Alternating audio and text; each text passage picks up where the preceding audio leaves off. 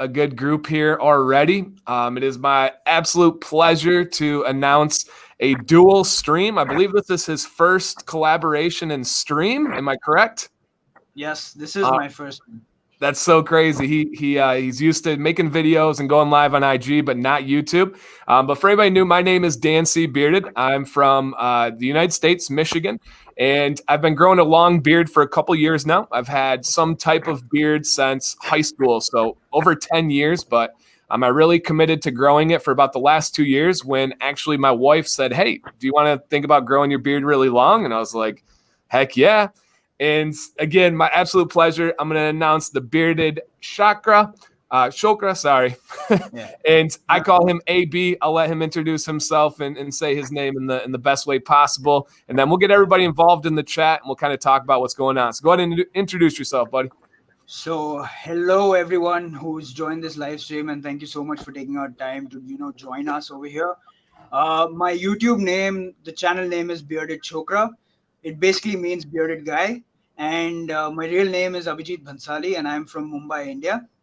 And as far as my beard journey goes, I've been growing a beard right from school, high school to be very specific. I've had some form of beard just like Dan, and I've been growing this long beard for 4 years or just over that now. So I think, yeah, it's been a long time, but it has been a beautiful journey.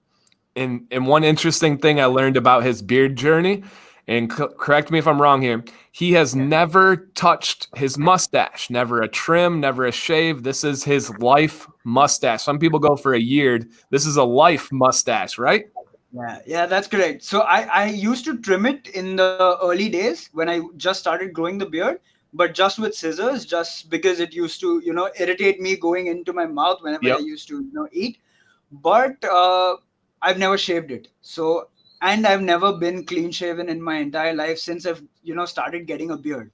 So it's been some form of beard. It has been either a goatee or a chin strap or whatever it might be, but I've never been clean shaven. That's awesome. I was just going to ask about like where the early stages were, because my first beard was a chin strap and a soul patch.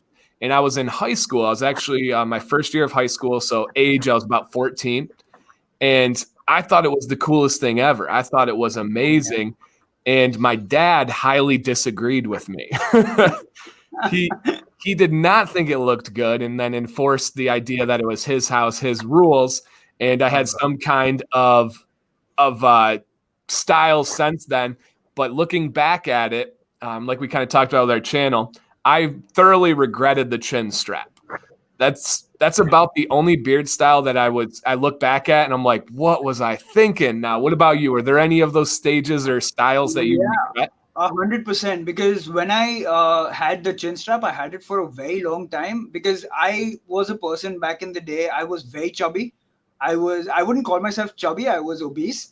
So chin strap was the only jawline I could get. So it was like, yeah. So it was like, that is the only chance of me getting sharp lines on my face. So yeah, it was pretty weird because I've tried a lot of beard styles. I've tried, I don't know what you call it, but I've had, only the goatee and then maybe wings coming out of it. Okay. I don't know. Hollywood. Yeah, maybe. I don't know what you call it over there, but yeah, it's like I've tried almost all the forms of beard style that go around. But it was this style, just, letting it freely grow, that resonated with me the most. And but still, I don't regret, keeping any of the styles because they were a part of the journey. And I would have never known what I wanted unless I would have kept them. So true. Well said. Well said. So to answer a question here, I kind of led into that. What's the topic that should be discussed in this live stream? So a couple of things. We're going to talk about beards and culture is going to be kind of a main thing. Me being from the United States, AB being from Mumbai, India, and talking about how beards are accepted there. But also talk about beard products, maybe how they're different there, beard textures, the techniques, because I think we're going to have some wide ranges. And I think the beautiful thing is going to be that a beard is yours. You can make whatever you want out of it. We discussed this before the stream here. But I think that's going to be one of the cool things that we'll be able to talk about is I think we get so wrapped up in our world. It's amazing to be able to talk with people on literally the other side of the world to be able to hear the perspectives there. So for me, and then again, a quick little introduction for anybody that doesn't know me. I am 31 years old. I am a history teacher. I teach ancient world history for the whole world and then early U.S. history. And I am a coach. I coach swimming and water polo. And I have a wife and two beautiful sons, 2 and 4-year-old. And then I have a baby girl on the way. My wife's pregnant and she'll be due in January. So that's just a little bit about me and my job and stuff. AB, I don't know if you want to hit them with any little background information on you. For sure. First of all, congratulations on your wife being pregnant, and Thank I you. wish you all the luck and a healthier kid. And about me, I am 26 and I have completed my master's in biotechnology.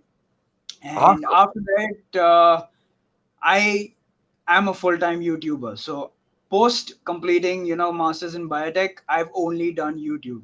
So I do video production and editing and all of that as only for a few clients, but not many. And apart from that, the reason why I started YouTube was because I fell in love with my beard only when I wanted to get a job. Huh. And the requirements of getting, the mainstream corporate job in India is that you need to be clean shaven. Wow. And Okay. that is something that I didn't want to do. And that's why I had to give that up. And the rest is history as far as my YouTube career goes. Wow. Super interesting. So that idea is a huge topic on my channel. We talk about it all the time. The standard in the US is changing, but there's still those negative stigmas or stereotypes that come with a beard that I genuinely try to use this channel as a platform to battle. And Right. the question's often brought up, hey, Dan, I got a job interview. Do you think I should shave my beard? And I always have the same response. For me, I honestly, and I know money makes the world go round. You got to do what you got to do. But for me, I would never want to work at a job where I could not be myself. I agree. And that would kill me, like kill me to go somewhere and not be myself. So for me, being a teacher in America, the standard is that you wear a shirt, you wear a tie, you are professional. We never have hats on at work. And big beards are not something that is traditionally seen as teacher attire. So for me, I fully own it, embrace it, and I'm almost trying to change that stereotype to say, hey, I'm an amazing teacher. I can flat out say that. And this beard only helps me. Like I have confidence. I know that I can own the room. And it's something that I really try to battle is that stigma of beards not being professional. Now, you said that was when you were searching for a job. Has that changed at all in India since that point? A little, I would go to the extent of saying that a stubble is now allowed. Hmm. Uh, Before that, only a few jobs, maybe startups, would allow you to, just be yourself and, work. But the MNCs and the big corporates, they'll never allow you to do that. French beard, a goatee, that's perfectly fine. But Okay. anything more than that was a straight no right at the interview. So at the interview itself, they'd be like, "It's you got to shave it, or you're losing the job." And what? But uh, in the last maybe I think a 2 year period, a lot of companies are accepting to the fact that beard is something that is a part of Indian culture, not from now but since mankind. And they should start embracing it. So yeah, till a stubble, maybe a short beard, it's all cool. But anything longer than that, it's still gonna get you the eyeball rolling and a few questions shooting at you, and you will have to explain yourself, which Wow.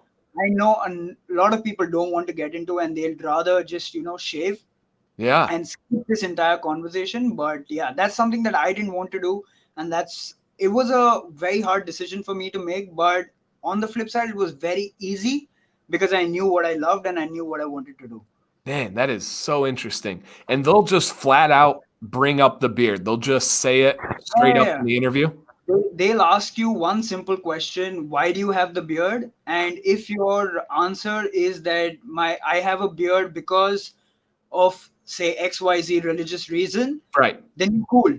If you say that I have a beard because I like the beard, because it's my passion, because it's something that defines me, or that's my personality, you're out. Wow. Now, and that was kind of another topic, was religion and beards, but with the work. So in the U.S., we have public and private jobs. So public are government jobs. Like Mhm. me as a teacher, I actually work for the state of Michigan. I work for the U.S. government, and Right. they cannot tell me to shave my beard. They could not bring it up in an interview.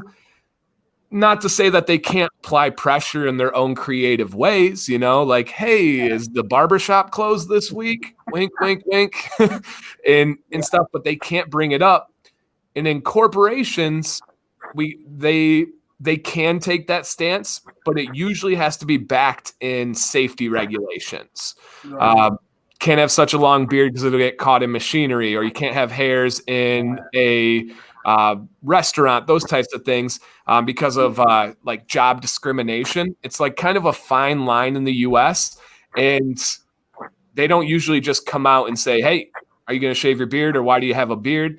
So that's Yeah. interesting on the rules there. Is there any difference with government jobs in India?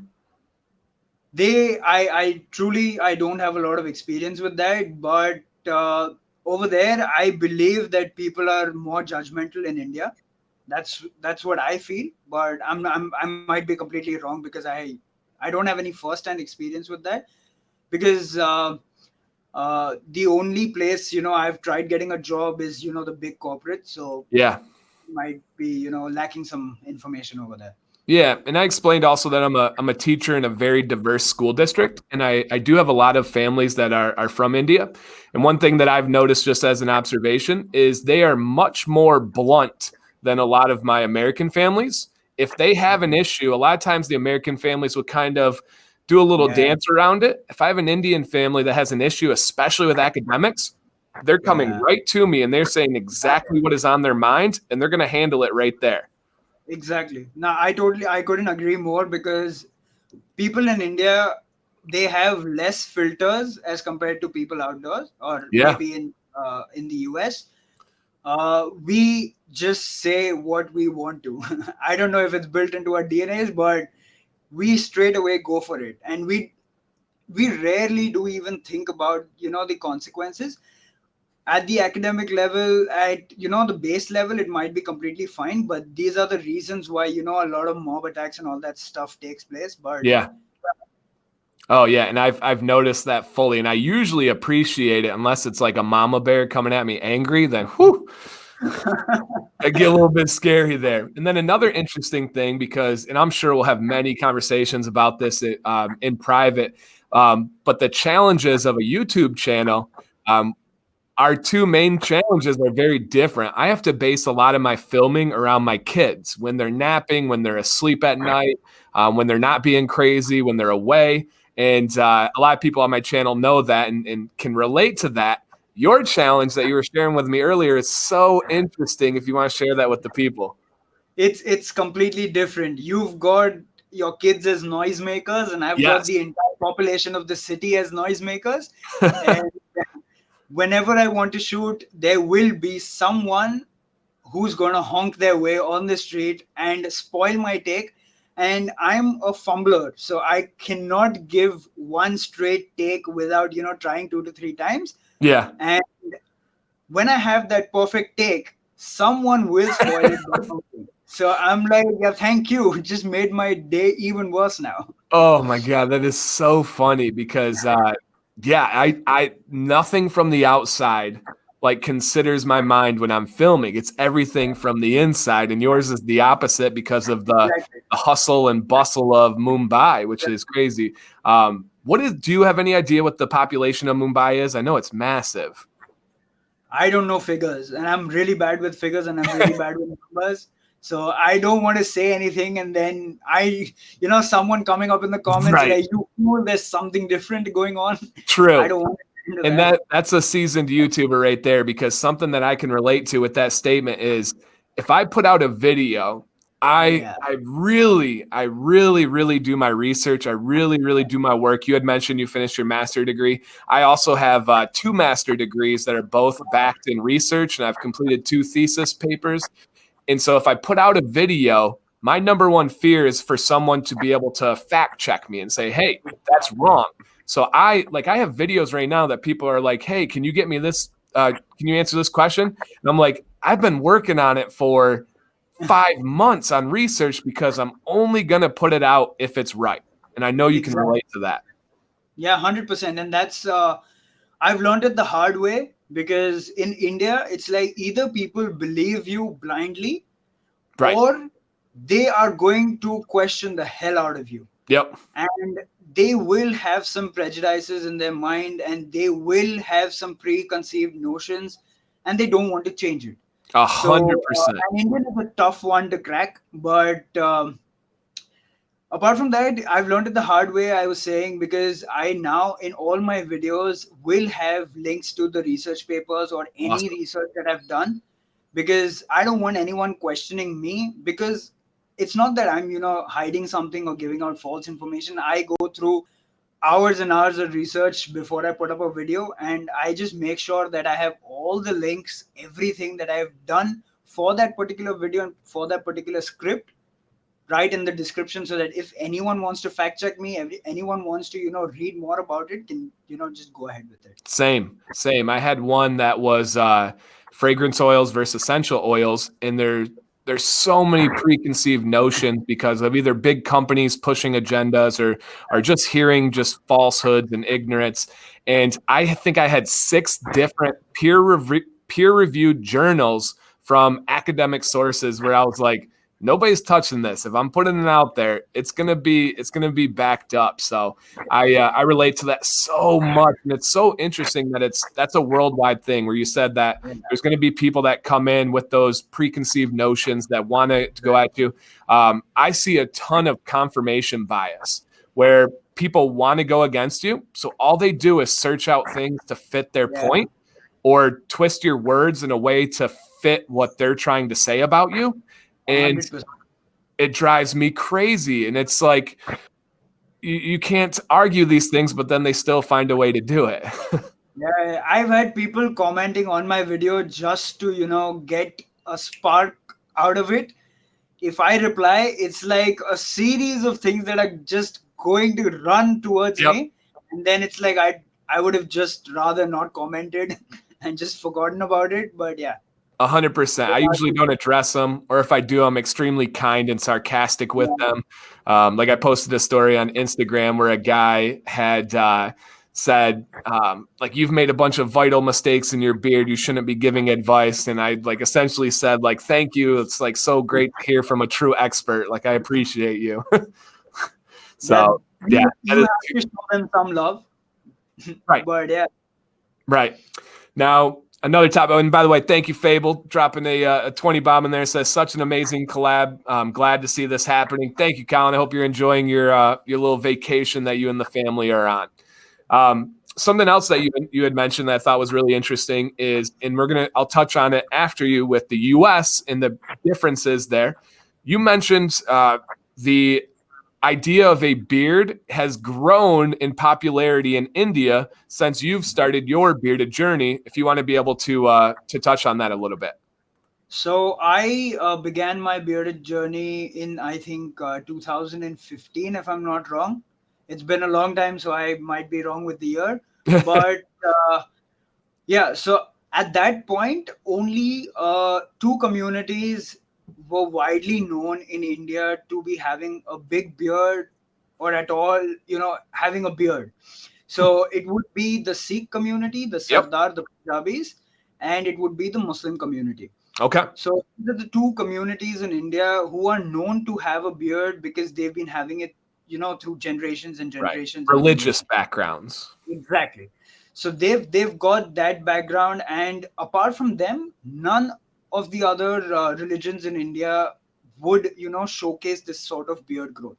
Now, Now quick question, not to cut you off, but if you back then, if you did grow a beard, would you be associated by looks with one of those religions? Would they assume, wow, you must be a part of one of these religions? I was just getting to that. Um, And so the thing with that was that when I started growing a beard, now I am a Gujarati, so we are not known for beards. okay. So uh, we are usually clean shaven, either businessmen or corporate workers, Hmm. and we will not have a beard. We might have a stubble, nothing more than that. Maybe a short beard, maybe a French beard. That's it. So when I grew a beard, I started growing a beard because as I told you, I recently found my love, Yeah. and I wanted to go for it. So I started, and there after a few months, I started getting these comments, and a lot of people thought that I was. It started with being, those comments where people were thinking that I'm a Punjabi, maybe from Delhi, and or maybe a Sikh or a Sardar, Yeah. and people were having those preconceived notions. And then when I used to tell them that no, I'm not that, their minds would just flip, and they would be like, how can you grow a beard? and i'm Interesting. like and I'm like, ask my dad about it. I'm not sure. I don't have an answer to how can I Right. grow a beard. It's there You in want my me to genetics. break down the DNA for you? Exactly. So that happened, and then as my beard grew longer, and the entire the notion just shifted from people thinking about me as a Sardar, right, to a Muslim. Huh. Yeah. And uh, I don't know why. Maybe because my mustache wasn't that prominent. It was Okay. in its growing stages, and Muslims are known not to have any mustache and a long beard. So maybe that could be a reason. But that spread, and anyone I would meet would be like, "You're a Muslim." They wouldn't even ask. They would be like, "You're a Muslim," and I'm like, I don't take any offense to that because I don't think any religion is lower than the other. Right. But it was crazy because they wouldn't ask, they wouldn't engage in a conversation. They would just be like, "You're this. That's it, period. You're done." And I used to, initially I used to explain to them that no, I'm not. But then I was like, yeah, whatever. Yeah. Think whatever you want. You're not paying my bill, so it's all right. Absolutely. That is super, super interesting. So in America, we have some similar things. I do have friends that are of darker complexion, usually Syrian or other parts of the world. When they grow out their beard, they get the same Muslim comments. And I've had many guys that shave their beard because of that. Whether they go to the airport and they get a hard time and it takes them longer, or even Yeah. just ignorant comments that they get. Now, I have brown hair, blue eyes, so it's not traditionally associated with Muslim. So I don't really get that. But Yeah. if you are a Caucasian or a white man in America and you have a beard, some common ones, especially if you have tattoos, I have a few tattoos, which I like to kind of defy that as a teacher too. Like you can have tattoos and a beard and wear hats and still be a good teacher, but they associate you as a biker, like a guy who rides a motorcycle and is in a biker gang and is a big, tough, kind of mean type of dude for having a beard. I mean, I've had many times that people ask me about my bike gang and these type of things, and I'm by no means a tough person, right?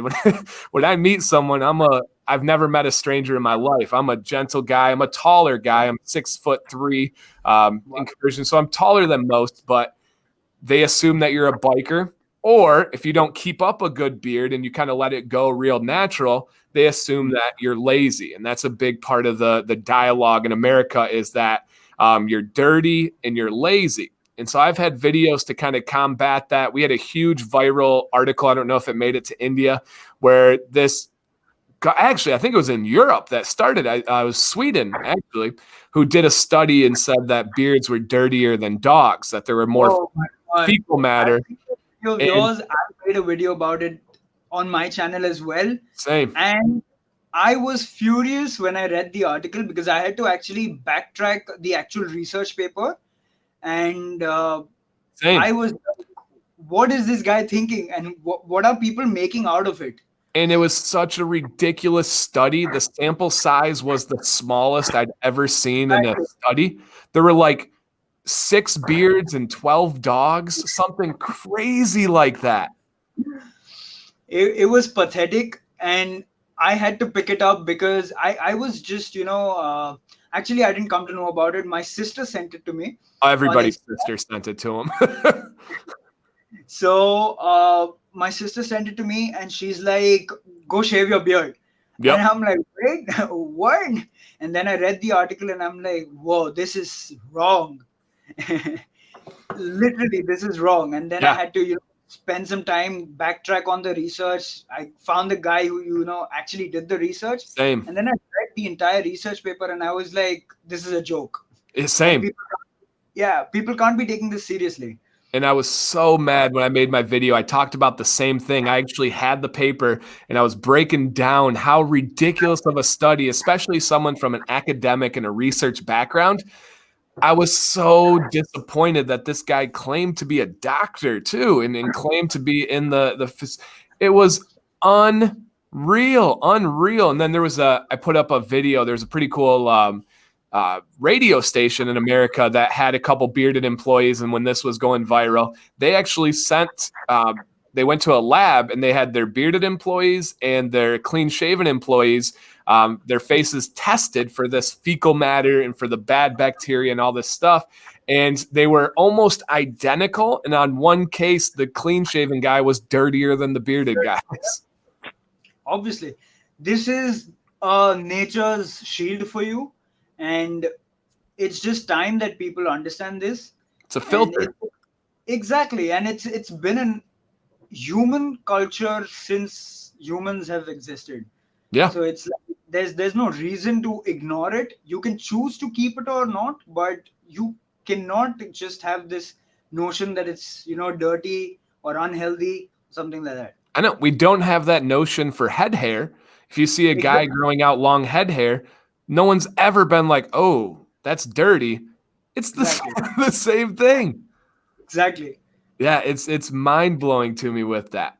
So that'll kind of lead to another good discussion here. So the premise of my channel is education, right? I like to educate people about beards and the DNA, but a huge thing is taking care of your beard and then making it look the way you want. I never tell anybody a certain style or certain way. And the big thing that we discuss is beard products, right? We are here, at least in America, obsessed with beard products. We genuinely have an obsession with the collection, with the keeping, the displaying. So for us, some common products that we're using, and then we'll talk about kind of how our beards differ and how they may be similar, is always beard oil first. Beard oil is for the skin. We're always going beard oil first. What's that? You say you agree? I agree 100%. Yeah, it kills me when people say, no, I prefer beard balm. And the tough thing with the beard world, and I try to convey this in a utmost respectful way, is what may feel good and look good right now does not mean that's sustainable and going to feel good and look good years from now. So 100%. you got to know your gut, but the science and facts matter behind that. And so for us, beard oil is the basis. I got a bunch back here. I display in my bathroom here, everything. Love it. And then our big thing that we've been really on lately is beard butter for nighttime nourishment. Now, are you guys into the beard butters at all? We are now, just to give you a background. Yeah. In India, beard related products are still a luxury. They are not something which is anyone can go and buy or anyone wants to buy. It's still that stage where only people who appreciate the beard or appreciate the fact that it needs to be taken care of in a particular way, only those people will spend their money on beard products. Now, as far as beard products go, beard oil is obviously, it's a staple in the beard grooming. That's there. We've got beard waxes.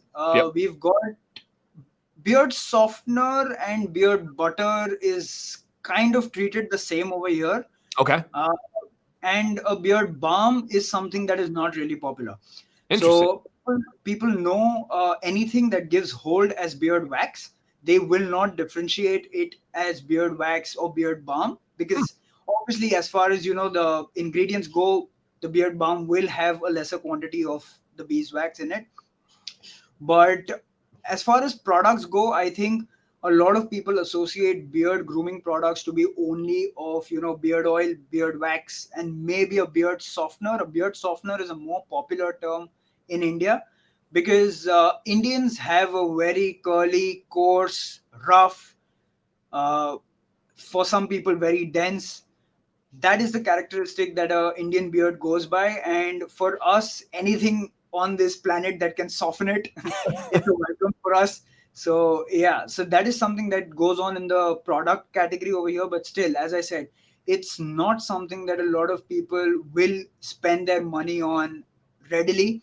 People over here will spend their money on maybe a face wash, maybe a shampoo and a conditioner, and that's all that they will go to in the grooming, men's grooming, or anything in the cosmetic range. I don't see a lot of people going all out on 100 products and then taking care of themselves like step by step. I don't see a lot of people doing that. Interesting. That's in the US, that's our like obsession and hobby and displaying them and stuff. Now, beard softener, is that more of a cream-like texture consistency? It's something I don't have it right now, but it's like something like silicone base Okay. or oil base. It's like a serum. It's like a thick Hmm. serum. That is the base that a beard softener goes by over here, and people love it because I don't know why, but they're filled with silicones, and I'm totally I don't like the fact that silicone should sit on your beard. Oh, But yeah, people like it because it softens it and it yeah. stays there for hours. It gives them that artificial feeling of being silky smooth. Um, Silicones are a major battle for me here. It's extremely common in the hair care business, the head care business. Like Yeah, my wife is very health conscious, but her hair looks terrible unless she has silicone. So she tried many different times going away from silicone. She uses it for her hair. She full out knows how bad it is, and that's awesome. As long as you know, you're good to yeah, go. But for exactly. beards, yeah, it just coats it. It gives it that greasy, shiny feel. And I'm not a fan, but we do have beard softener as a category. But for us, that would be go hand in hand with a conditioner or co-wash. Yeah, And so are got you it. guys conditioning and co-washing? The concept of conditioning and co-washing is not really popular over here. Hmm. And I was before this live stream, I had it on my list of making a video on it. But over here, beard wash is where most people stop, and they'll do it maybe a couple times a week, and then they'll follow it up with a beard oil, and then maybe if they require in the evening time, maybe a beard balm or beard wax or beard butter, all of that good stuff. Yeah. But not a lot of co-washing business going on over here. I don't know personally of a lot of people who do that. I do it personally, and only with a very natural conditioner which doesn't have a lot of heavy ingredients, a lot of heavy silicones in them. It should be just basic stuff, and I'll do it maybe once a week, because the concept of co-washing and applying conditioner or applying these heavy products in India, it doesn't work in our favor because India is a tropical place. It's very Yeah. hot, very humid, and applying these heavy products, it's just irritating. To Interesting. be really honest, it strikes the itching phase very very quickly. Huh. And if I speak about my personal experience, if I apply anything more than a beard oil, my beard and my skin is going to get so itchy that I will have to go and start the entire routine with a beard wash all over again. Very So interesting.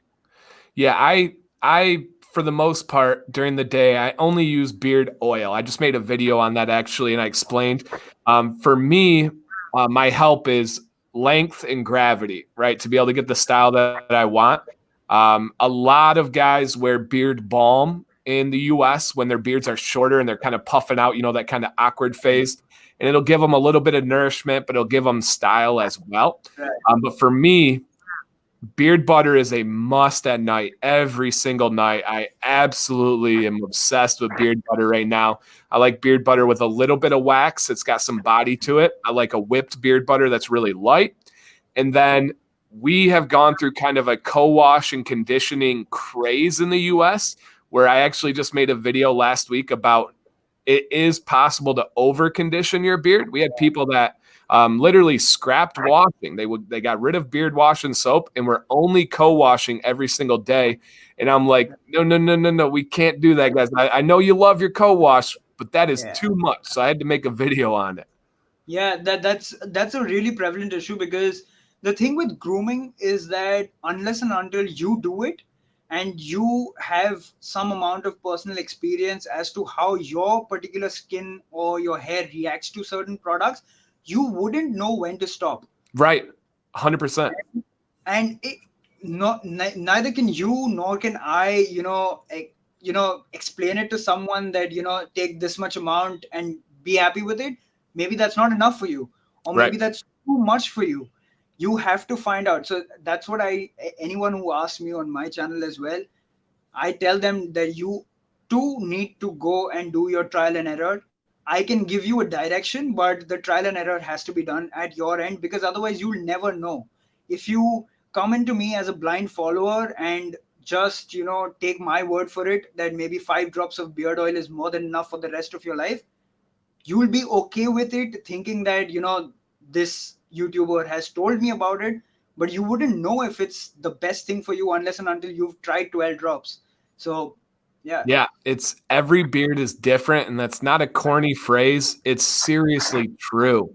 Even if you get down to the science of it, every beard hair has different porosity in the way that it absorbs oil, the way that it will take water and trap water.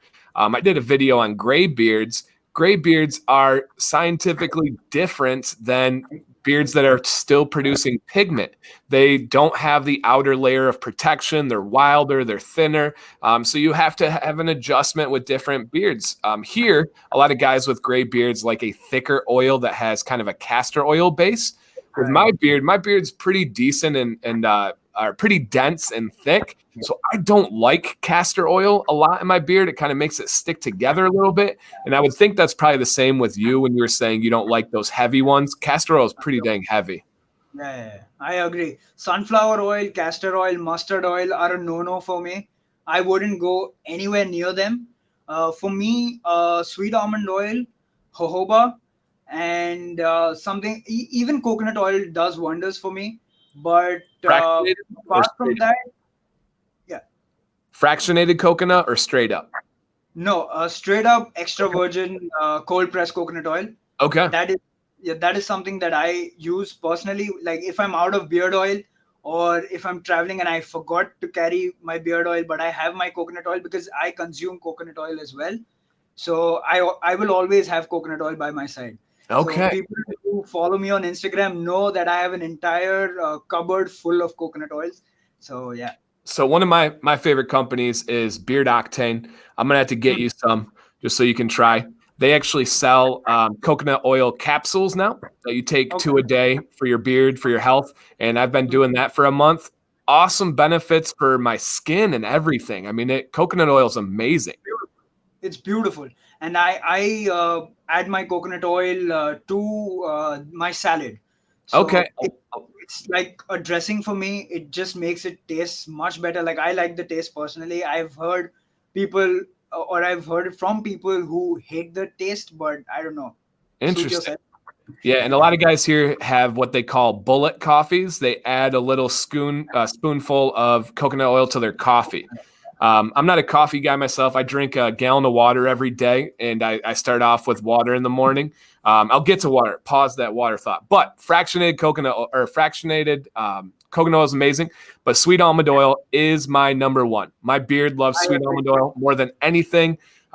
Absolutely number one. I don't know if you've heard on the channel or not, and this has caused some people to think negative intentions, and it is what it is. But I've actually had the opportunity where I'm consulting with an extremely large company that makes beard care products in stores in America, like one in every city. And I haven't given any of the details yet on the company. But one thing that I can say is my beard oil, the number one thing that's going to be in it is sweet almond oil. Number one, going to be the most potent, first on the ingredient list. My skin, my beard, love sweet almond oil. I couldn't agree more. If at all there is a time when I don't have coconut oil with me, almond oil is the one that I'm going to, and it's so pure, so natural. Your body your skin just absorbs it so well, and you've applied the correct thing to your skin and to your beard when you apply almond oil. Yeah, it's the perfect viscosity and consistency where it's not grapeseed oil, super crazy thin, but it's not castor oil. It's somewhere right in the middle, and I love it. I love it. I went for a while where I just applied for night when I wasn't using butter. I was using just a carrier oil base of half argan oil and half sweet almond oil, and that's what I used at night, and it worked really well. Wow. Yeah, are you using argan oil? Mm-hmm. Yeah, argan oil is another thing. It just slipped off my mind. I don't know why, but that is something that, again, it's really good, and it suits my beard. It suits my skin. So I actually, a couple of years ago, I made a few batches of oils. That was when I was totally crazy about beards, and I wanted to do everything related to beard. So so I made a couple of oils. I got a lot of carrier oils, a lot of essential oils. I got a lot of formulations done, and I made a few of them. And I got some really expensive oils as well. But argan, almond, I didn't experiment with grapeseed oil. But yeah, the basic carrier oils, and as far as your essential oils go, lavender, geranium, frankincense, and I think I played around a little bit with hibiscus. That was something that really helped getting the beard itch away.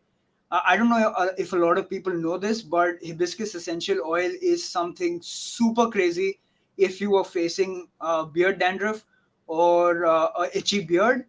Just apply a good carrier oil with hibiscus essential oil, and it'll just vanish. It's that Really? good. I've not heard that one. I appreciate that. I'm gonna have to look into that. That's super interesting. Yeah, Huh. it's really good. It's really good. Interesting. Yeah, I have no interest in ever making any products myself. I never want to put my hands on them. I never want to have the bottles that work and stuff. I'm just kind of consulting with this company and telling them, do this, do that. They have one of the largest labs in America, and it's pretty amazing. When we make products, we've been working on it for over 6 months. On this scale, we're going to be in thousands of stores. Like, it's crazy. And we have crazy testing. Like, we're working on a beard butter right now, which is so much harder than people realize. Once you start adding in some natural ingredients like beeswax and stuff like that, and even beard wash and conditioner, is a different world when you're talking water-based products. I agree.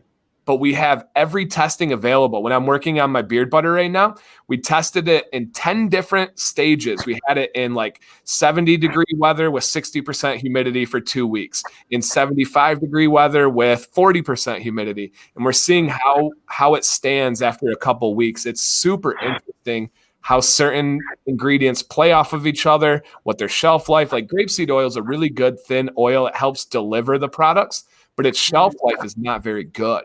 It goes bad before a lot of the other ones. Exactly. And that's why I think I don't see that ingredient a lot in the Indian products.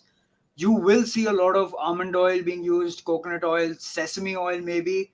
You will see sunflower oil, you will see castor oil, but not a lot of products have grapeseed oil in them. And if they do, it'll be right at the bottom of the ingredient list.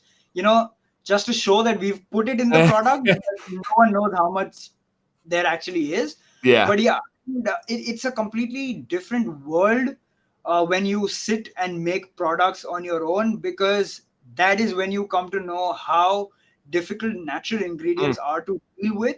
crazy. And that is why for maybe probably a century, a lot of these companies have been using only synthetic ingredients because they're so much easier to work with. Amen. Amen to that. And there are advantages to synthetic ingredients. There are obviously really bad ones. I don't like silicones. But when you talk about like essential oil and fragrance oils, um, people have far more reactions to essential oils than they do fragrance oils. Exactly. Um, like I'm allergic to cinnamon. My skin will turn bright red and burn for the day if there's an oil that has cinnamon in it. But if they create it in a lab, they can stabilize those molecules. They can contain them a lot easier. So that's interesting. So first, real quick, anybody in here from my side, a little housekeeping here, guys. On my stories on Instagram, if you follow me, I have tagged my buddy AB. My buddy in here asked me, "What's your Instagram, sir?" Just go on my Instagram, guys. On my story, I've tagged him on all of them. Go check out his Instagram, and then his YouTube is the exact name that is under his face right there. If you search that on YouTube, you'll find his channel. I think by the end of today, he should hit 134,000 subscribers. So congratulations, my friend, on the crazy success that's well earned. Thank you so much. And yeah, I think we hit it. I think Awesome. we I knew you were close. That's so crazy. Um, but it makes sense. When you see your videos, you're giving them content that helps them. It's taking care of their hair. It's making them healthier. And even just your vibe, the way you carry yourself is almost therapeutic. And that's a beautiful thing to see in a world full of so much negativity. thank you so much. And it means a lot coming from someone who is, so educated, so well to do in their life, and has so much experience behind them. And it means a lot. And I know you are hustling on YouTube, and you're trying to get, the best content out for the viewers. And it is required because if I see your channel is highly underrated. And a lot of people see my channel and they feel the same, that my channel is highly underrated for Yeah, the content I'm giving them. But everyone has their own journey, and I'm going to do the best that I can. And maybe this 134K turns into 1.34 million, I don't know, but it should. And the only reason why I ask people to subscribe is so that they can allow me to help them. See, I'm here to earn money. That is a completely different thing. Everyone needs money, but I'm not going to rip you off because I need to earn an extra buck. That's something that I do not do. If I wanted to do that, I would have had a job on the side and earned money and then ripped you off as well. right. But money is not something that I work for. I work because helping people out gives me that kick, and it motivates me when I see a person commenting on my video that a video of mine or a particular tip of mine has helped them, and it has changed their life in a particular way. That is something where it gives me a good night's sleep, and that's it's just amazing. Absolutely, man. I couldn't agree more. I try not to give people too big of a platform when they don't deserve it, but there's a lot of people on our like community right now in the US that is harping on YouTubers in the bearded world for getting compensated for their efforts, their influence, and their education, and everything that we provide. Whether it's me, you obviously know Scuba, and that's been the big thing is that they're making money for this. You should never make money for this. And it's the same thing. If I wanted to sell out and do those things, trust me, there's a lot of things I could do. Like for example, I just made a video on why I don't use beard balm. It would be in my best interest to push beard balm with companies that I work with. That would be something that's good for me.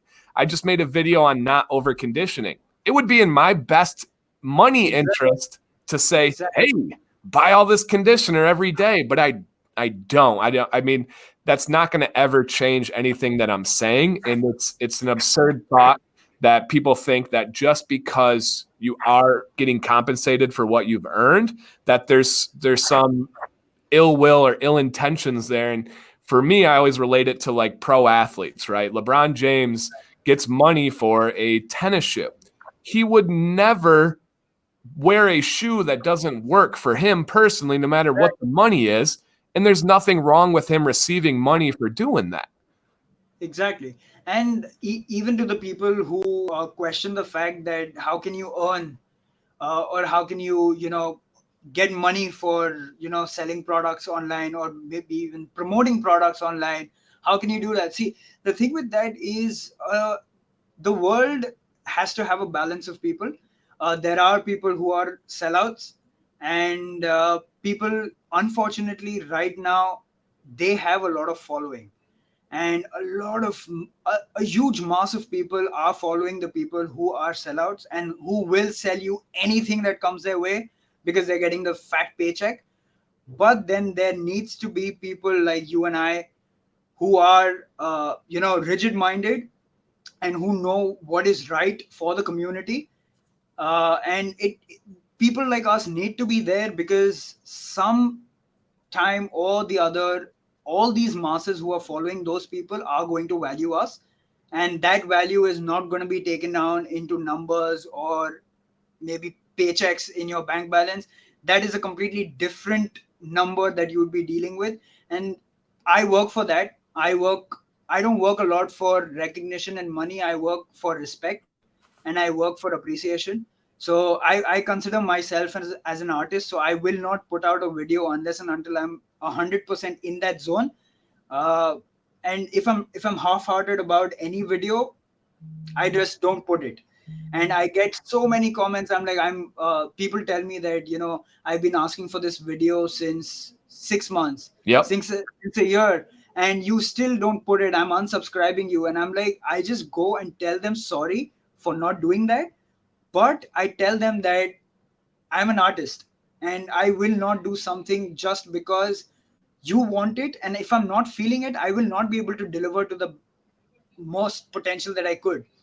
Absolutely. So that is something that it's just creative people think. But yeah, a lot of people need to understand this, that there has to be a balance between rip-offs and rigid-minded people, and it'll be there. You just need, as a viewer, you need to choose who you are following. Right.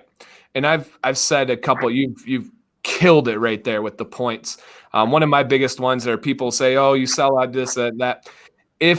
If I told people to go buy something, if I highly recommended something and I'm really pushing it, the thing is they're going to get it. So if I'm pushing something that's not good or subpar for them, my value is now gone. And that is always in my mind. I would never do that because that instant gratification or that instant money is so minimal compared to that long-term respect and appreciation, as you said. Exactly. My favorite word, I even made a video on this. My favorite word in the English language is appreciation. And it's funny that you said that because I think a lot of people are like, I don't do things for appreciation and stuff. You can ask my wife, you can ask anybody. My fuel is appreciation. Both of my master degrees are in administration to move up in the education world, to be a principal and curriculum director and all these other things. But I don't think I would get as much appreciation as that during that job, as opposed to working with 150 students every day and seeing their face when they improve, when they learn something, when they like history for the first time. Dude, that fuels me like no other, I love that appreciation. And it's the same with the channel.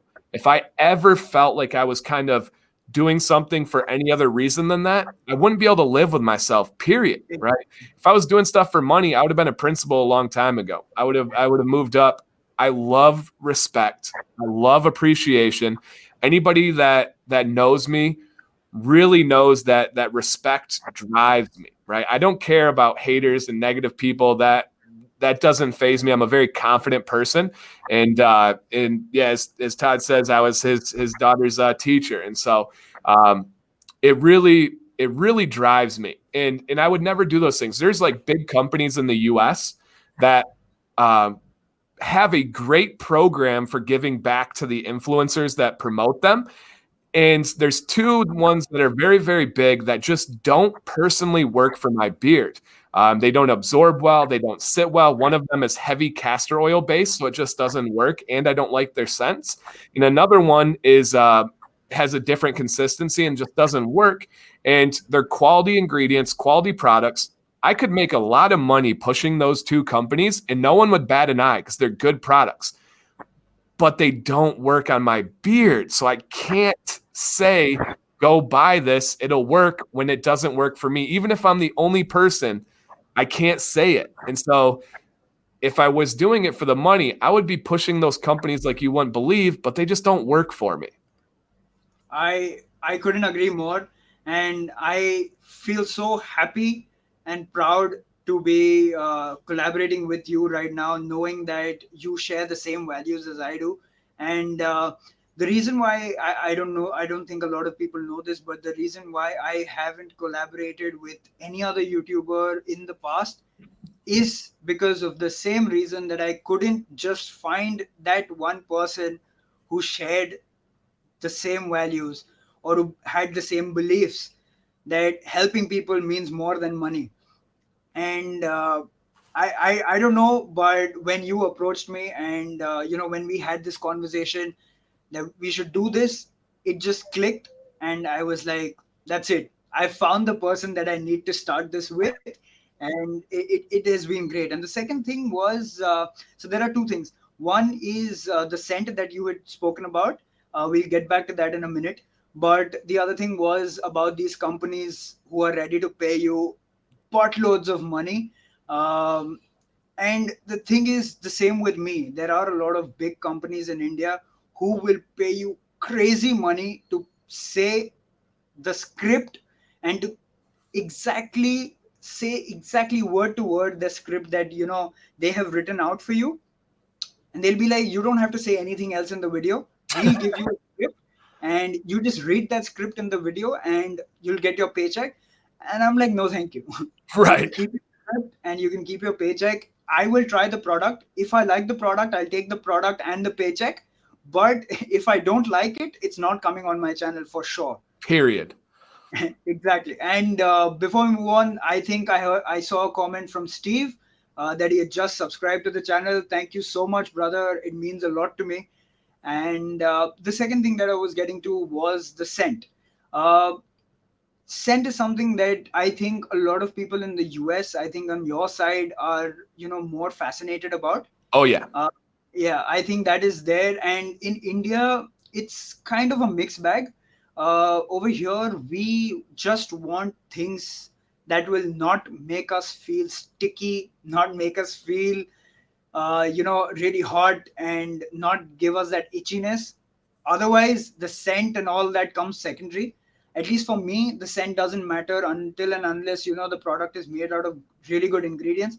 I would still prefer something which is unscented. But yeah, because a lot of people use artificial scents and artificial fragrances, and they'll just fill it up with a lot of synthetic stuff, and it just spoils the product from there, just for that a little bit of good fragrance which is going to last for, I don't know, maybe a couple hours.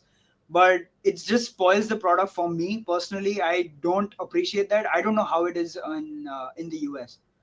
Yeah. So scent. So I think our worlds are a little bit different in this main thing. We have, and I'm not exaggerating, in the United States alone, thousands of beard companies, thousands. And as long as you're using good ingredients, it's really hard to mess up a beard product, right? And we have so many good companies that if they made unscented oils, they would all be kind of similar. They all are using sweet almond, fractionated coconut, argan oil, jojoba oil. So here, what really is separating it is their uniqueness with the scents. And that's kind of driving everything. I've been more and more, and I've touched on this in live streams recently, been using unscented myself. Um, but it's summer for us right now. It's our hot months. And I really like a light and invigorating scent. I love a peppermint. I love a eucalyptus. I love something that's going to kind of open me up a little bit. So I can fully admit, we are scent crazy here.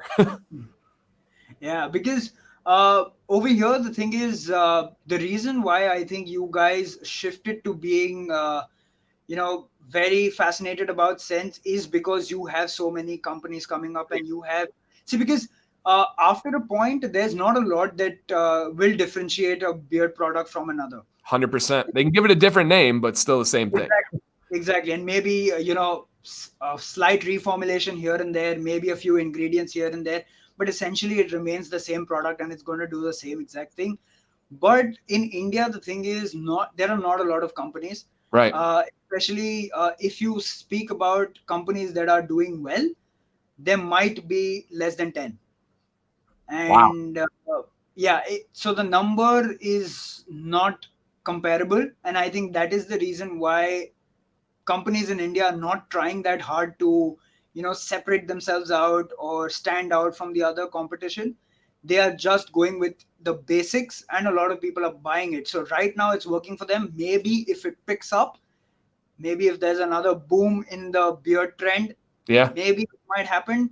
But I personally don't see that happening. But yeah, Brian, thank you so much for subscribing. It means a lot to me, and I hope you enjoy the content that I put out on the channel. Yeah. And the more people that can subscribe to you, for me, as selfish reasons, I think is going to be good because I think we have numerous videos that in different ways back each other up. Where I'll Yeah. say something, Todd had commented about DHT earlier. I love talking about DHT. I have a great video on that. How the idea that it hurts your head hair, helps your beard, and how you can get more testosterone to increase your DHT and all that. I think that because we're based in that same kind of research background and those moral backgrounds, I think anybody that I can have go look at your channel is just going to come back and be like, dang, yeah, these dudes are on the same page. That's really cool. Yeah, that's seriously true. And I actually have an entire series on DHT. Oh, I don't love it. even remember how many videos I have. I think I have 4 or 5, and it spans right from whether DHT is, one of the leading causes of balding, right to is DHT and how is DHT, responsible for your beard growth, all the way to does growing a beard make you bald.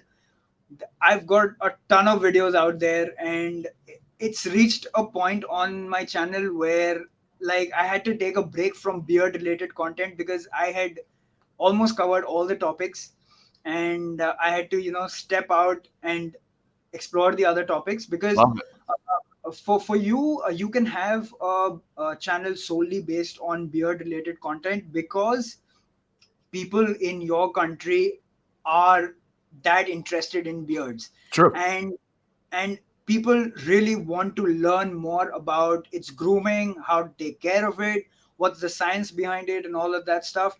In India, it's still a very religious thing, and it, as I said, 2017-18 was that spike in the beard trend where it became a fashion statement, a style statement. But still, that trend has it's I think dead, and it's again back to that religious thing because it has always been that way in India.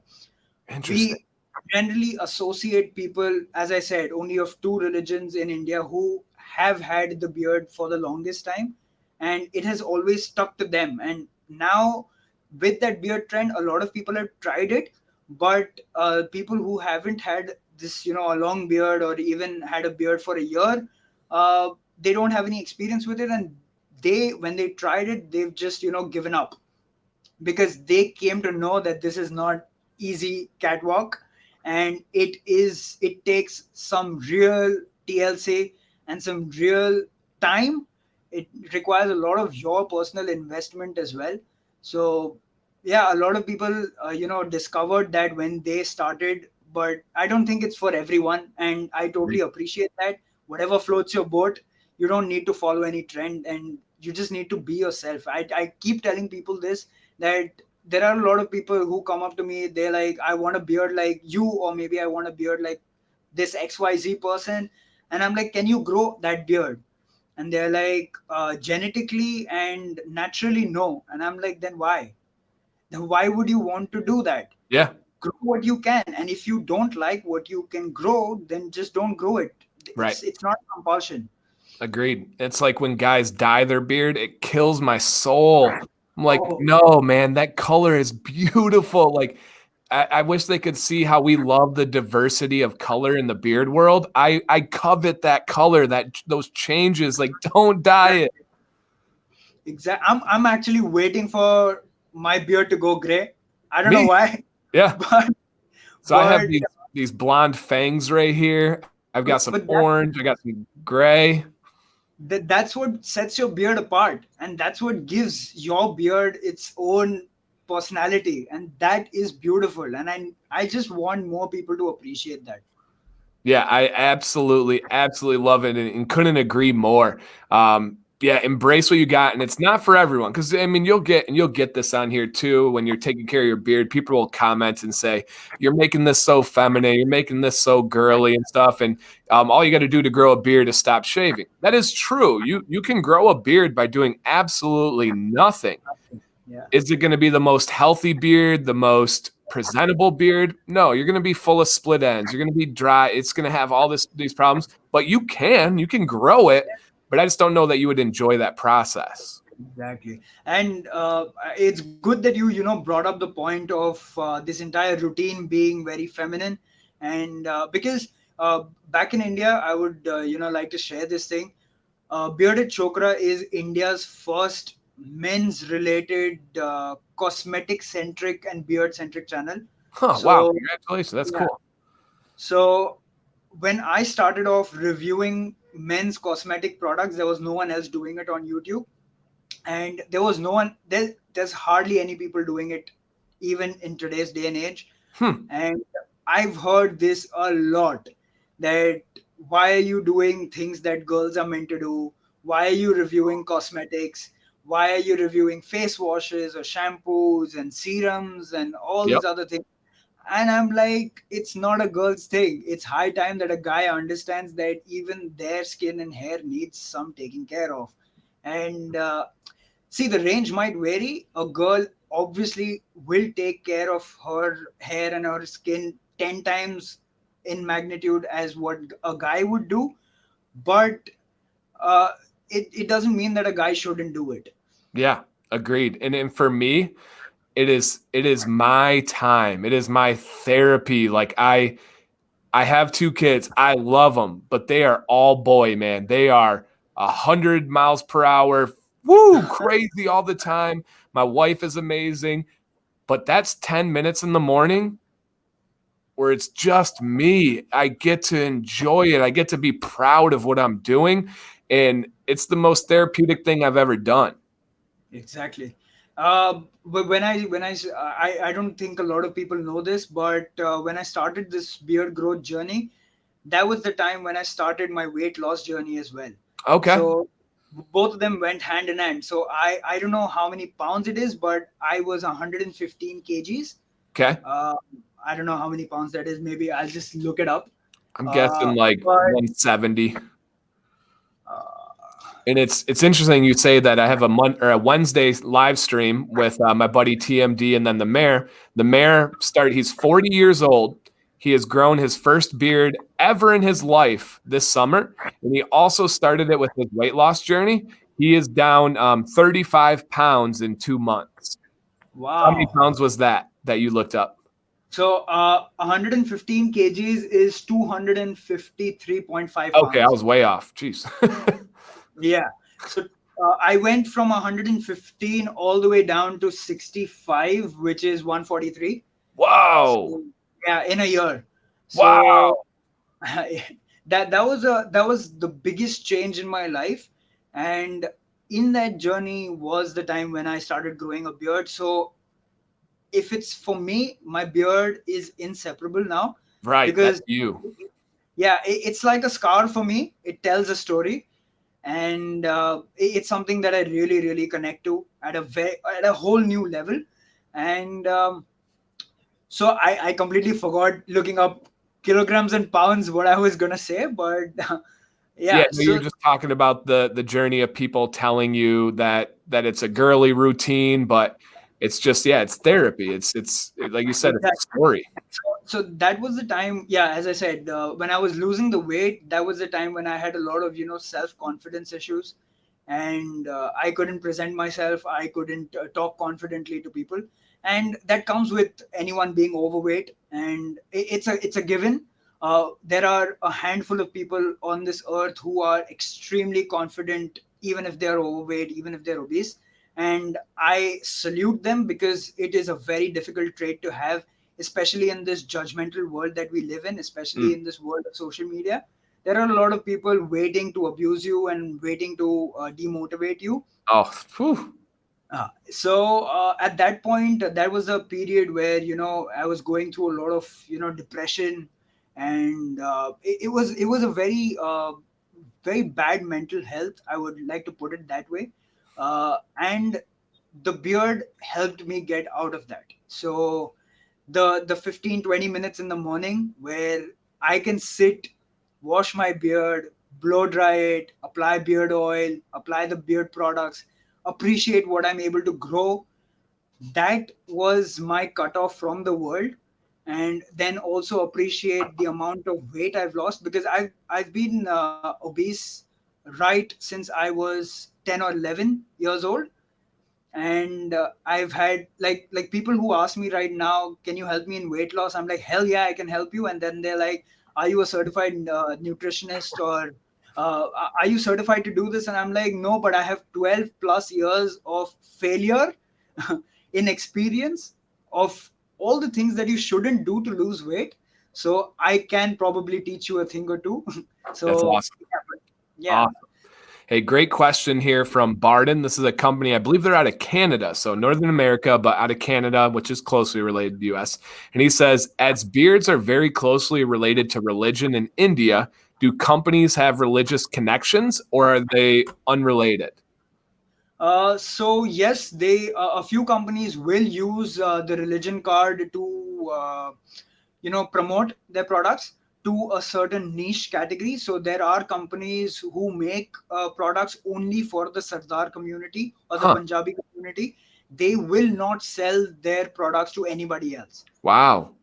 Yeah, and I actually approached them during the early years of YouTube to feature their products on the channel, or maybe try them out personally, and they straight away said no. And I was like, okay, and why? Yeah, i you're a i didn't get business. them at that point, and then I was like, it's all right, it's your choice, whatever. But yes, a few companies, not all, they do use the religion card to promote their particular product, whether it be in the beard segment or anywhere else. But largely, it's all men related. The promotion or the marketing that goes around, it does not have a lot of religion to play around with. Interesting. Yeah, as Barton said, they're very, very interesting. Um, we have, I think, companies that make their religion known within our community, but I don't think it's anything that they really use. So that's an interesting take. And for us, we kind of brought up that idea of sense and coming from so many companies in the U.S. Because there are so many companies in the U.S.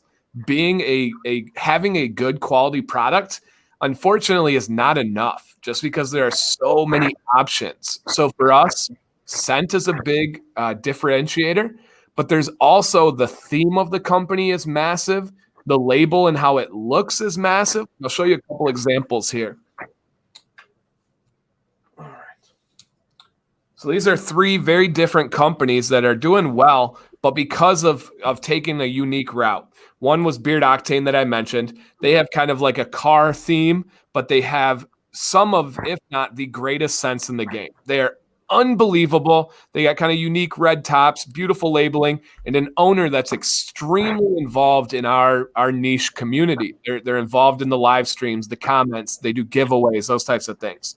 Another one is called Fable Beard Co. that I work with often, and they have a kind of character theme. Every oil is based on a character, and they have an actual artist that draws out these characters that are extremely high quality art here, and they have a story behind it. Like this guy is the gunslinger who was a time traveler who went to go kill one of their other characters, and it's quality products just like all of these companies, but they're separating with the art. Another one is called Nicholas Beard Works, and they have Wow. super cool bottles. Every single bottle they have has that beautiful wax over it.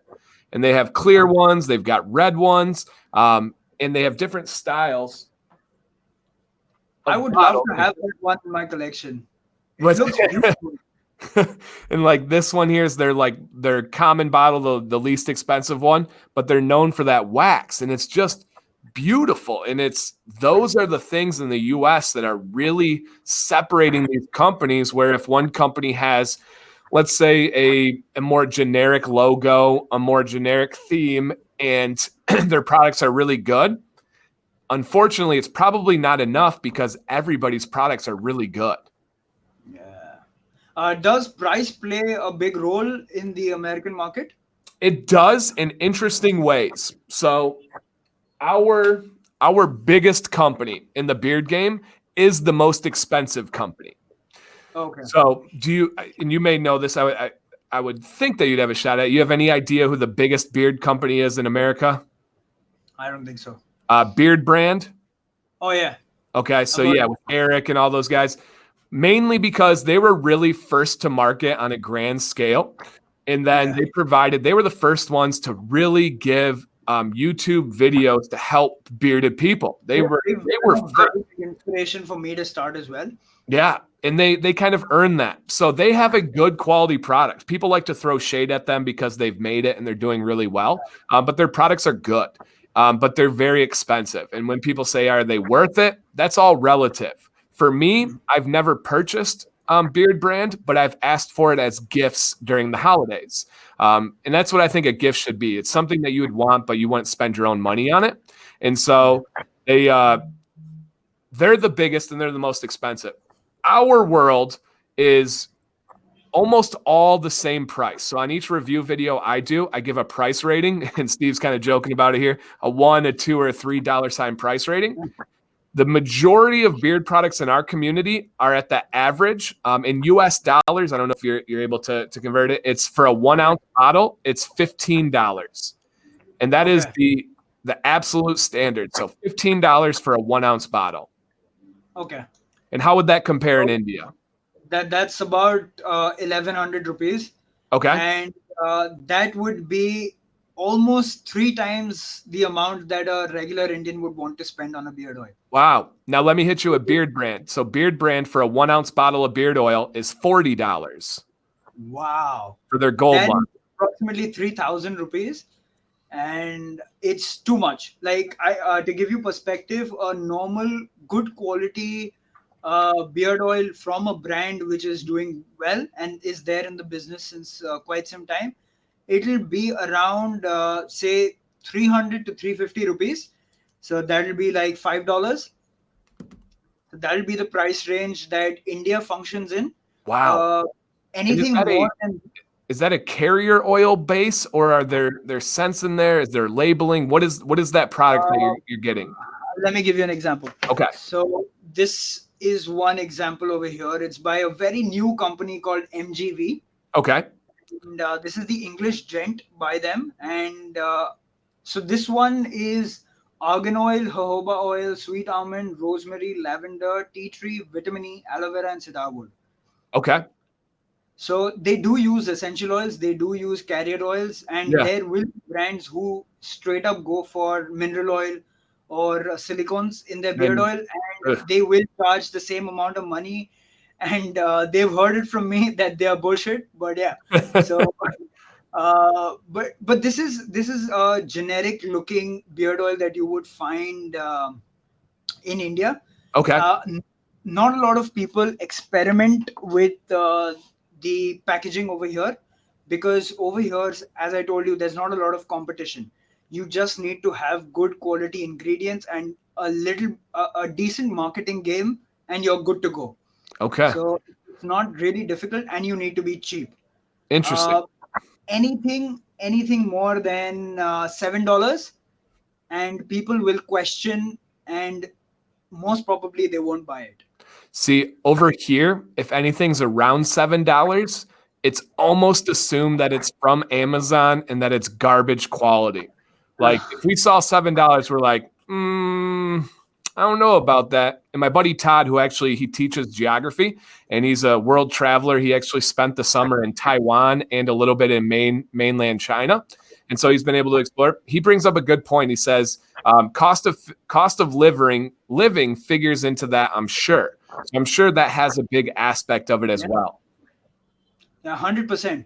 Over here, especially in Mumbai, it's extremely expensive to survive. And over here, our priorities are pretty straight. We need to pay the bills, we need to eat, and we need a roof to sleep under. We don't, and we won't spend money on these. As I said, beard products are luxury products for us, and that it's not a justified reason for us to be spending that kind of money, because as far as Indian beard tradition goes, it's been very basic. If I were to give you a context, the Punjabi community, the Sardar community in India, for centuries, the only product they have been using on their beard are either mustard oil, or they've been using ghee. I'm not sure if you're aware about this, clarified butter, ghee. I've heard of it, but not in the beard world. Yeah, it's not even distinctly related to the beard world. Okay. It's something that is very, very it relates only to that particular niche. Not a lot of people have heard about this. I've heard about this only by talking to a lot of people. But it's a very, it's like a trade secret. I've tried it twice, it didn't work for me.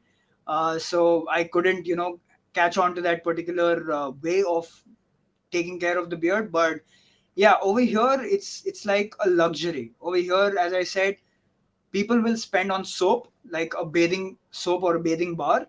They'll spend on something like a face wash that is heavily marketed in India. A face wash is heavily marketed in India. Interesting. And a shampoo conditioner that is heavily marketed in India.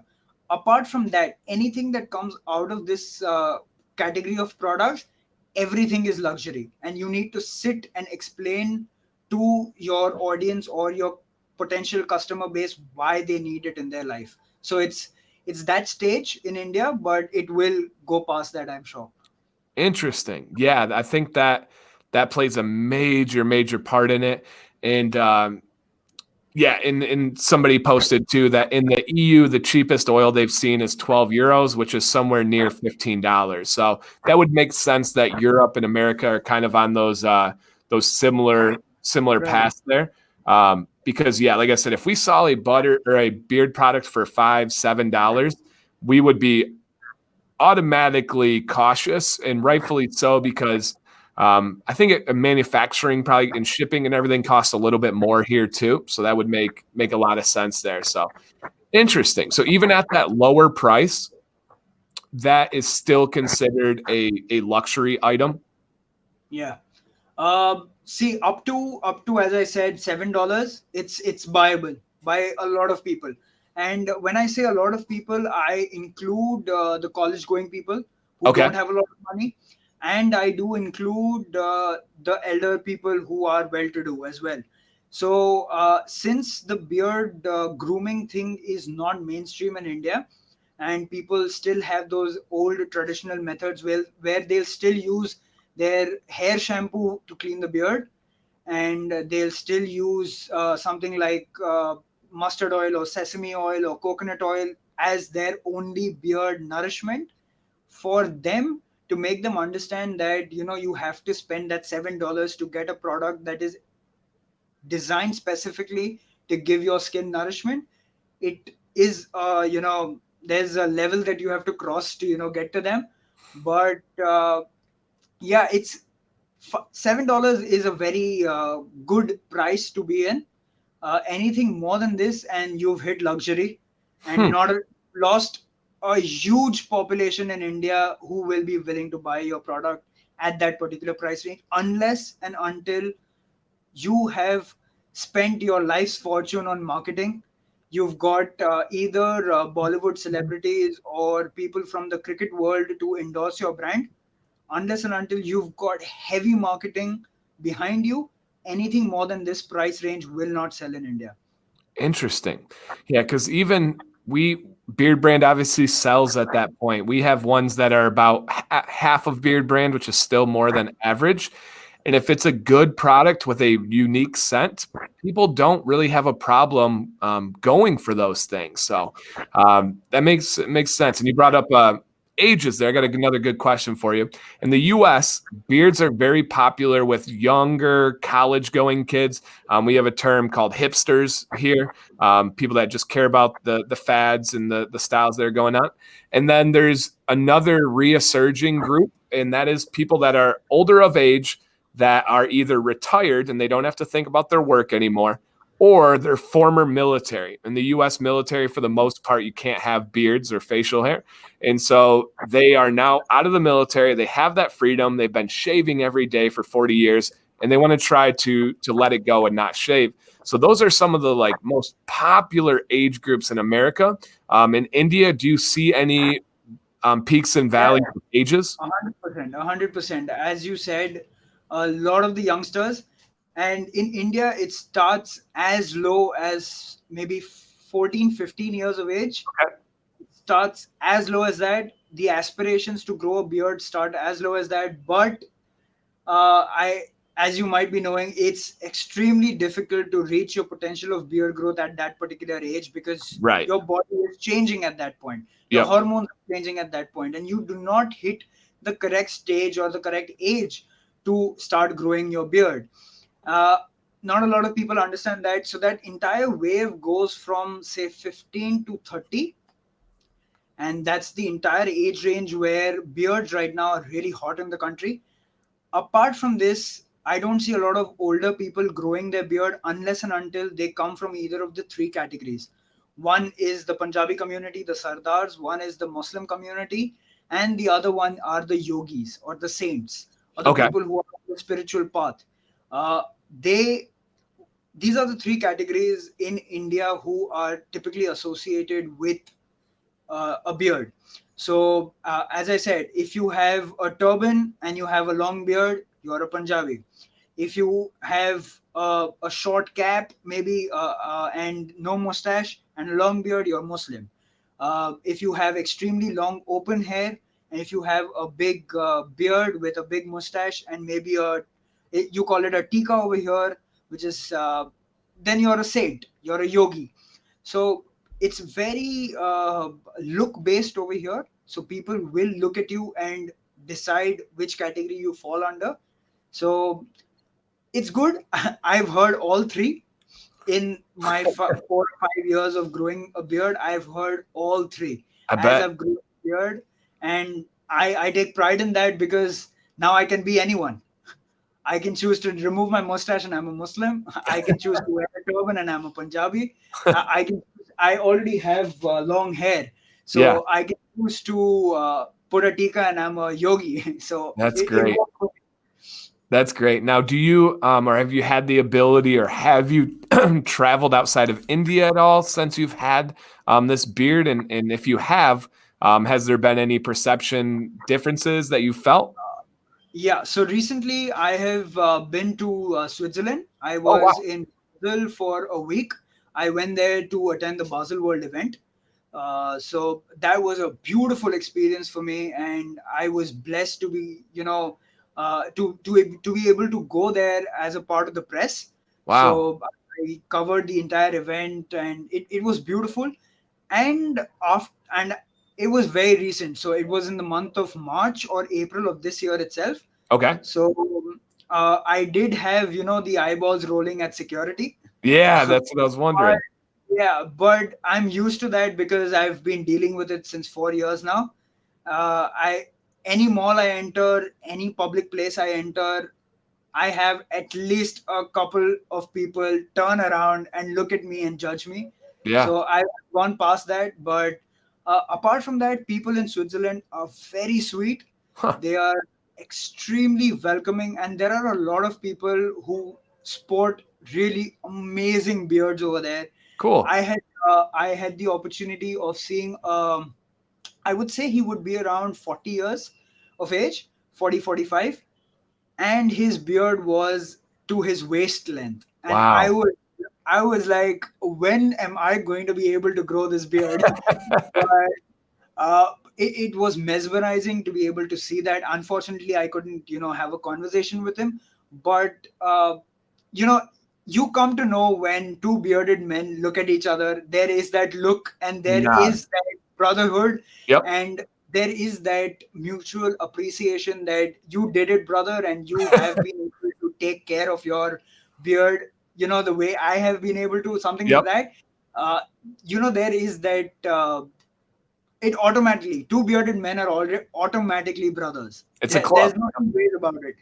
So that was really good, but apart from that, I didn't have a tough time. I thought so that I would have a lot of people looking at me in a particular way, since I'm Indian, maybe taking it the wrong route.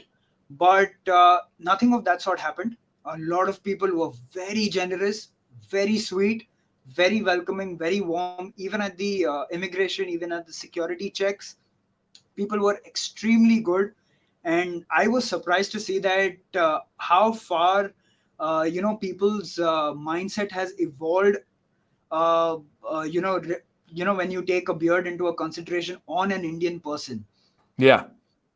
No, that's So that's awesome to hear. I'm really, really glad with that because I don't experience much of that, right? Everyone wants to act like they have hardships and stuff. And for myself, I don't go to an airport and have any negative associations for having a beard. Like I said, the most common thing is people would think that I'm a biker or something. And the farthest thing they would think is I'm a teacher. We wanted to start a series where we go around to different countries and interview people and just simply have me stand there and have somebody ask them, what do you think he does for a job? I think that would be interesting to hear what that would people's be thoughts were. amazing.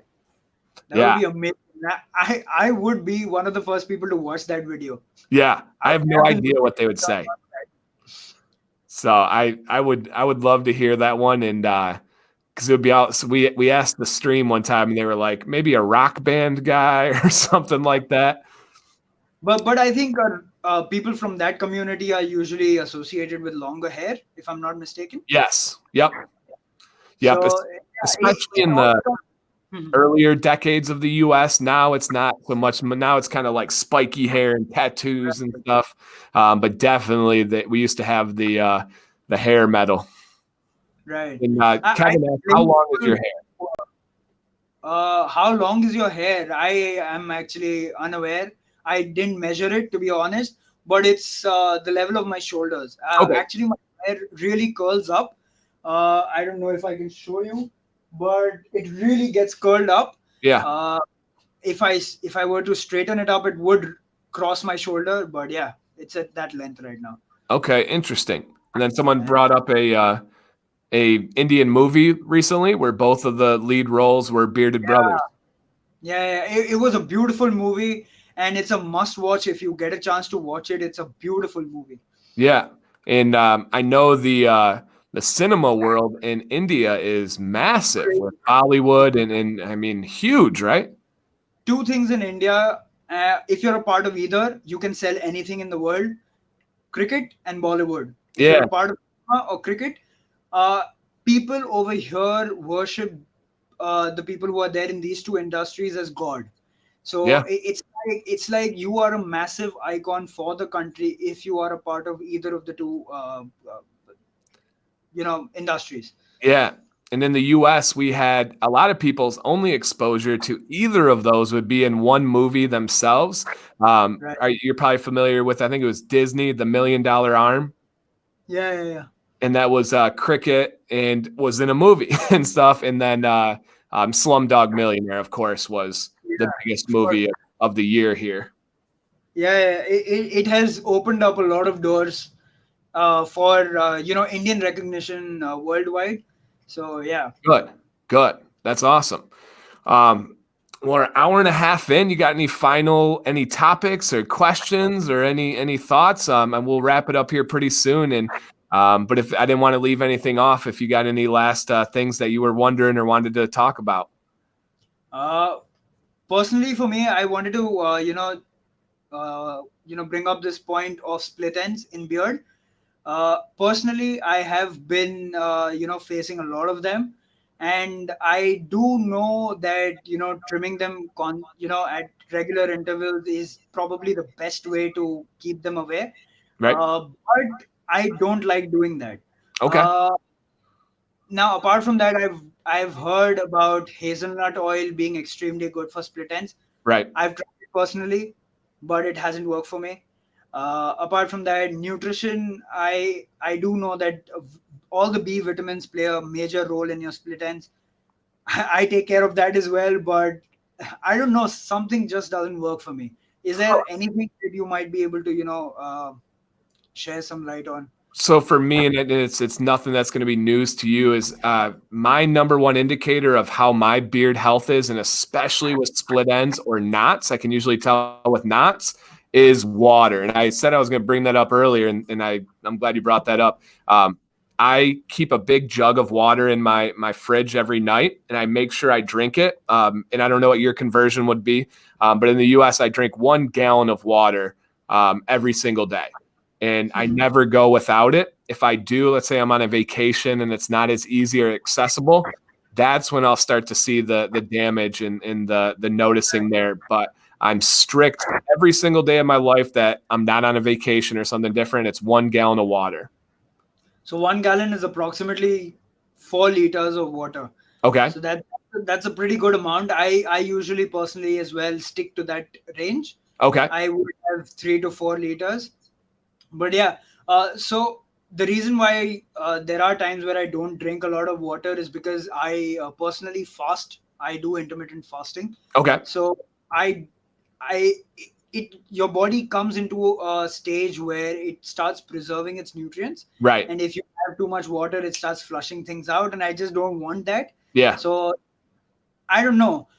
It's been a long time since I've trimmed my beard, and I just don't like the idea of going shorter. I don't know. That's just a personal preference for me. And I am known to over trim. I will trim more than required, and then I will repent as to why I've done it. But yeah, I don't think there's anything more to it as far as split ends are concerned. But I do know that it is extremely damaging, Yeah. and it does take it all the way back to the root. Yeah. And So, it hinders the growth too. so I think it's time for me to give this a trim. Yeah, and I would even say just address the split ends. I mean, that's what I do. You don't have to go crazy with it, but address the split ends. And yeah, they are a nightmare. Now, do you? I think I know the answer is no to this, but my answer is yes. But do you apply heat at all in your beard routine at all? No, and for a majority of the part, I don't. Today I have, because I needed my beard to look a bit presentable. See, Nice. now the thing with my beard is crazy. If I wake up in in the morning, my beard is probably half the length of what it is right now, and Okay. it's all fluffed up. It just shrinks. If I'm in a cold room, it'll just shrink up. So that's just how my beard reacts to it. If I'm near a beach, my beard is going to be the softest, most pillowy beard on this planet. It'll be Interesting. it'll be extremely free flowing, but it's extremely difficult for me to maintain it if I'm in a room where the air condition is on for a very long time, or if the climate is really dry. My beard just shrinks up, and so I don't usually use any type of heat. I Let me just go through my beard routine. I'll wash my beard only with cold water. I won't use hot water on my beard. Only cold water. Beard wash 2 to 3 times in a week, depending on how dirty it's getting. Yep. And co-washing, since I explained it's too humid, too hot over here, I don't do it a lot. Maybe once a week. If at all I feel that it's getting too dry and too out of control, I may do it twice a week. Okay. Uh, Apart from that, shampoo, conditioner, I don't do it often. And After when my beard's damp, I'll just come out of the shower, maybe towel dry, pat dry my beard, and then just apply beard oil on it. Use a bow bristle brush, and I'm done. That's it. I like to keep it very simple, very basic, something that Nice. I can live with, something that I can do on a daily basis without having that fuss that I have to follow like 20 steps to get it to Yeah. look like it does. I personally, I don't like that. But yes, if I have to go for a meeting, if I have to go in, public gatherings or something like that, where I have to be more presentable, then yes, I will blow dry my beard. But again, I will apply the beard oil on a damp beard. Then I will blow dry my beard and use the boar bristle brush to, just keep Okay. it in. Uh, So yeah, go Today ahead. morning itself, I blow dried my beard. I use the boar bristle brush, and as you can see, it just loves Yeah. going all over the place. It just loves it, and I don't stop it. Yeah. People judge me for that. They say that you don't take care of your beard as much as you should. I don't get into all of that because it's just my personal preference. I just let it go how it goes, and that's just how I roll with it. Yeah. So at your beard length, and I know you say that you don't have the thickest beard, but there's guys that would kill to have your density of beard. No combing, no oxhorn comb, anything to the skin other than that I, boar's I'll brush? tell you what I do. I have a white tooth wooden comb, Okay. and after that, I do have a boar bristle brush over here. And if at all I need it, I will use a paddle brush. Okay. But I usually stay away from this because it tends to pull out a lot of hair, Yeah. and because it's all crisscross and it just tug on the beard, especially The Indian curls. beard, very curly. They knot up very easily. They tangle up very easily. So it's like the easiest way to pull out like 10, 20 hair off of your beard is to use a paddle brush. So I usually stay away from it. But yeah, so that is basically all I use. Okay. Yeah, I was wondering because I think getting a comb to your skin and like doing that kind of deep exfoliation is really important. Kind of activating those blood cells, getting the pores opened up. I think that's huge, and I enjoy that part of it too. I really love. I have a wide one. I use that one at night. In the morning, I use an oxhorn comb. Okay. So a little bit thinner or a little bit closer together, strong teeth, and then yeah, I love those. Pretty much my routine is my washing conditioning stuff's almost the same.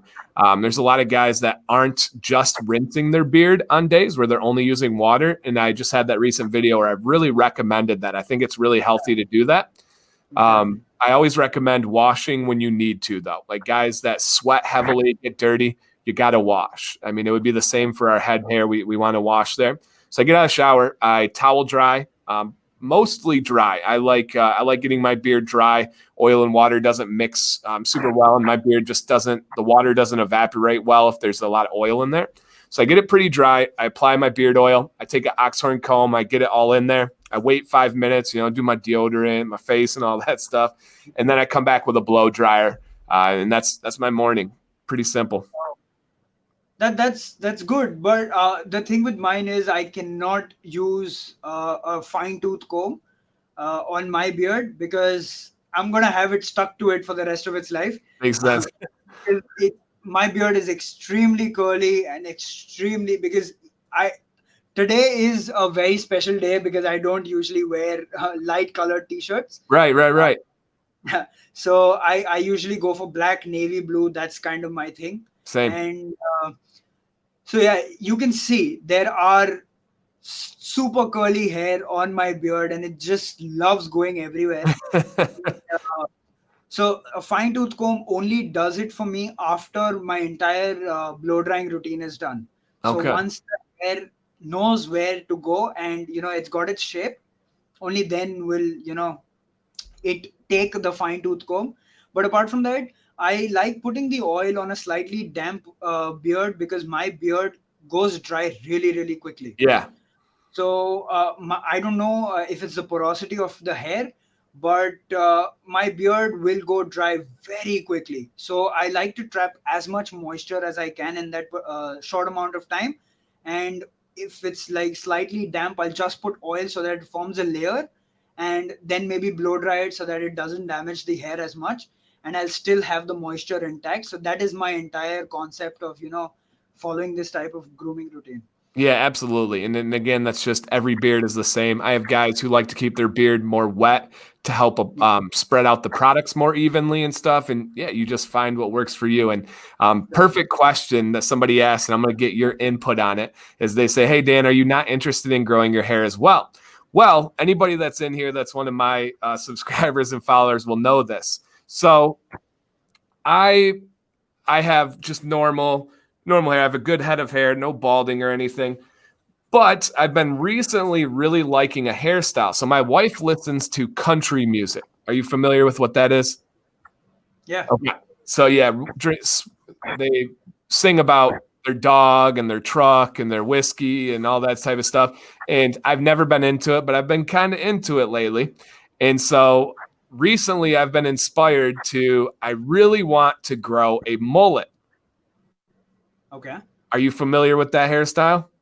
Let me look it up. Okay, please do. And this is not a joke. This is me, and my wife is supportive of this and is willing to let me try this journey out. Oh, I've seen this hairstyle, and I think you'll carry it off really well. And that, I think my confidence would win it. Like, I don't think everybody can do it. My only hesitation is I am a teacher, so it's hard to. Probably you could have it tied up like I do. Right. Good call. Good call. Yeah. So when you're teaching, probably you can have it all tidy and then just let it loose and be wild on the other days. So the phrase that they have for a mullet, because the idea is that it's shorter up here and then goes to be longer. I would do like a little shave right here too, make it look kind of like hipster and cool. And the phrase they have is business in the front, party in the back. That's good. And I totally agree. Not a lot of people can carry this off.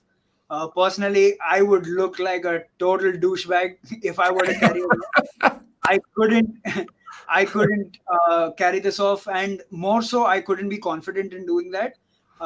For me, an undercut is always something that has suited my face type.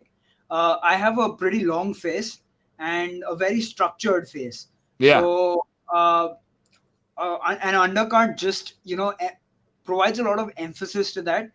It has only been a year that I've been growing my hair, and I am loving this. I love the long hair, and it actually does suit me. So I'm planning to take this forward.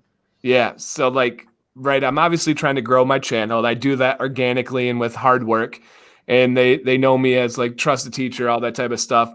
But when somebody says like that bearded guy, there's a lot of channels. My thought is if they can say that bearded guy with a mullet. Yeah. Oh yeah. On them. So I might. I did an Instagram poll and it was like 412 votes yes, 403 votes no. So it was like 51% said yes. So now it just boils down to what you want. Yeah, I know. And it's just, and it might come down to how I execute it. When am I growing it? When am I going to cut it? Because in teaching, we get the summer off, but I coach during the summer. So that's, so for that question, I am interested in growing my hair. I just don't know if I'm going to do it or not. Right.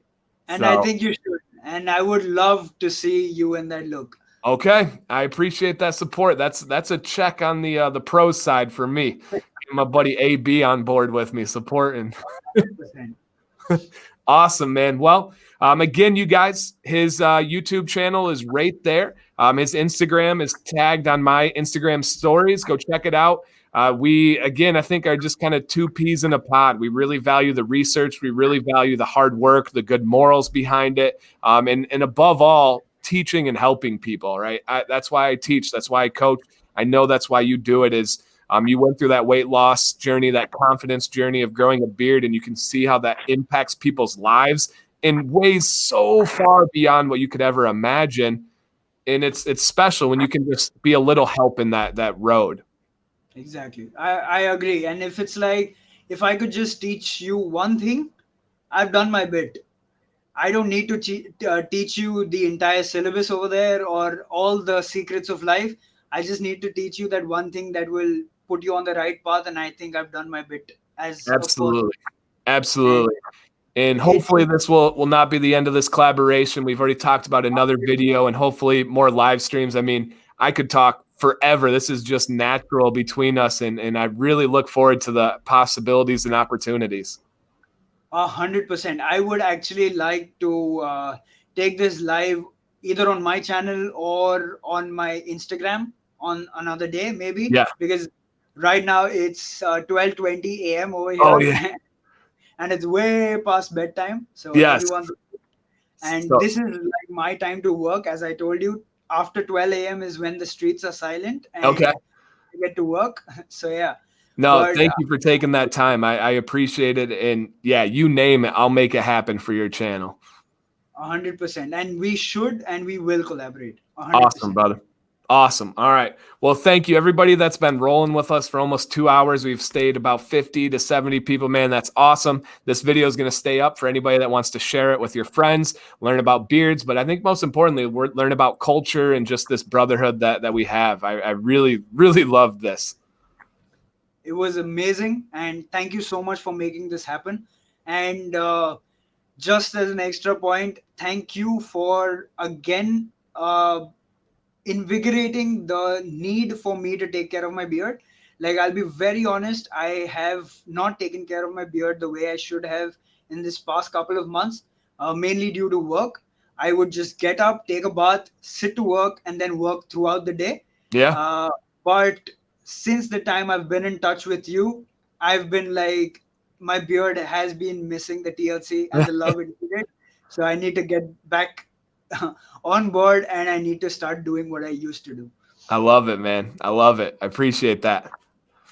It was amazing talking to you, and thank you again. If anyone has joined the live stream through my channel or through my following, thank you so much. And Dan is an amazing person and an amazing teacher. I have seen his videos, and I can say this with a lot of confidence. I personally learn a lot from your videos, and you're doing a good job. So thank you. Right back at you, man. Right back at you. All the best for your YouTube, and may you grow, and may you grow even more than me, and just help a lot of people. All right, man. Thank you so much for the kind words. Thank you for this, and cheers to the future and the opportunities. Now go get some sleep. No work tonight. Thank you. Cheers, man. Bye-bye. All right. Goodbye, everybody. Bye. Thank you.